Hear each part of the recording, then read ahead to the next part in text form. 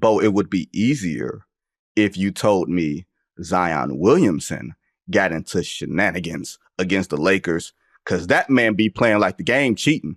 He be playing against the Lakers like somebody got the controller. He see LeBron and AD, and instead of looking at them and saying, you know, it's a new king in town, he literally be out there playing shook. And I thought about this the other day, and I want to know what you think, Bo. He's had as good of a comeback season as you could expect. Like he wasn't an all-star. He's not going to make All-NBA, but you feel reasonably good that he took care of himself this year. The problem is he's X amount of years into his career, and I can't think of a single signature Zion Williamson game where he just it was important. He took it over. He put his stamp on it, and he just wore somebody out. The problem is that last year was the year for that, right? Because they were best team in the West when he got hurt, or somewhere in that zone. I thought they were going to finish going in this year top 4 or 5 in the West. I'm a little surprised that they slipped down to the play-in, because there was a point where it looked like they were going to play that 4-5 against the Clippers, and the Clippers need to really worry, right? So he has only finished for so many seasons, so he hasn't been in a position to play games that we would deem important. And so you're right. This is 5 years into it, and he hasn't had that game. Now, who knows?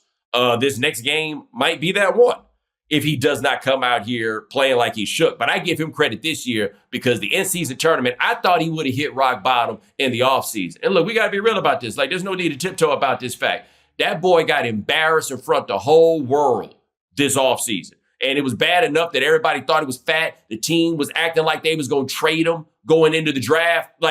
And then we found out about his business. I thought that was rock bottom, and it turned out it wasn't. The in-season tournament turned out to be rock bottom. And look, to be fair to him, I know this is going to sound extreme, man, but with all that boy was going through, I'm not surprised he showed back up chubby, man. You know what I'm saying? Like, he might, like I don't know how he copes. Like, I got no idea.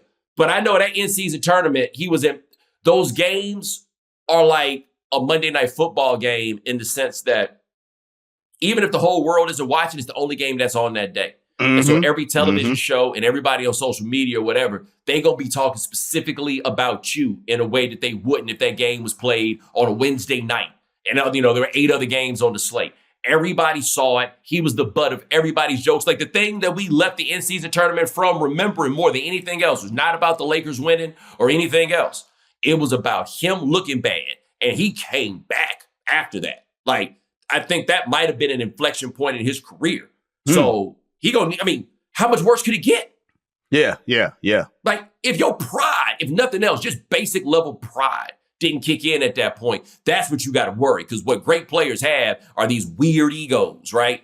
Giant, outsized, delicate in a lot of ways, but how they look in a lot of ways fuels what they do. Now, look, we see Zion's haircuts. He don't care that much about how he look. We understand that, but he ain't want to look like a sucker.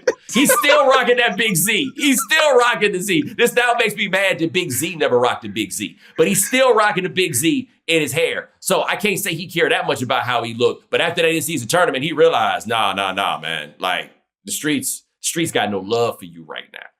Dude, it's amazing how long ago that in-season tournament was.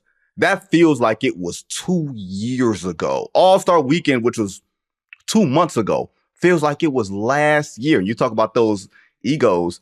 Look, you just talked about Carmelo Anthony and you being what you would consider yourself to be a nobody at the time. And that man got mad and salty with you and he didn't even at you. He just put your name on Twitter. Who is Bomani Jones? And remembered it nearly 15 years later.